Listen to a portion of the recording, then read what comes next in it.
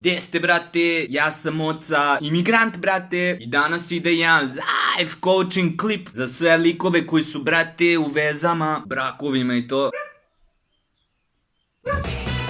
Žena malena, i koji su uvek u fazonu, brate, uvek kasnim svuda zbog ribe, treba je 100 godina da se spremi, znači kako požuriti ribu, brate, da kao uspete ikad igde da stignete na vreme. Pa, brate, tako što se uključite u spip, pre svega, to što sam govorio u prethodnim klipovima, morate da znate svog neprijatelja.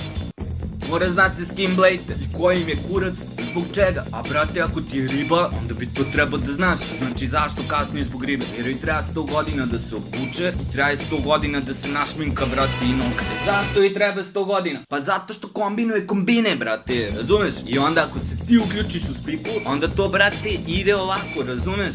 Ko riba ti je, valjda te loži, brate. Možeš malo da ih pomogneš. Znaš gde idete, znaš otprilike iz kog bi bila fazona da se obuče, brate, tu kad ide. Kažeš joj, brate, da, to ti ide s tim, to ti ne ide s tim, to ti izgleda do jaja. A poenta svih tih, brate, pohvala i sranja jesu da, brate, obuci to. I onda kad je obukla to, da već dalje lako ide, brate. Šaus to ili to, brate, to. Jesi siguran? Brate, da. Izvadiš kurac, kreneš da trkaš jer te loži, iskarate se i onda bar znaš zašto ste zakasnili. A brate, šminka, a brate, čekaj, hoćeš ozbiljno da mi kažeš da ribi ne možeš da nalakiraš nokte? Pa ne tresu ti se ruke ko meni. I kao ša, brate, ne možeš da je, brate, staviš eyeliner, brate, dok ona, nemam pojma, kosu namešta. Ne tresu ti se ruke ko meni, brate. Ne rizikuješ da joj iskopaš oko. Hoćeš da mi kažeš da auto da popraviš znaš, a ribu da našminkaš ne znaš.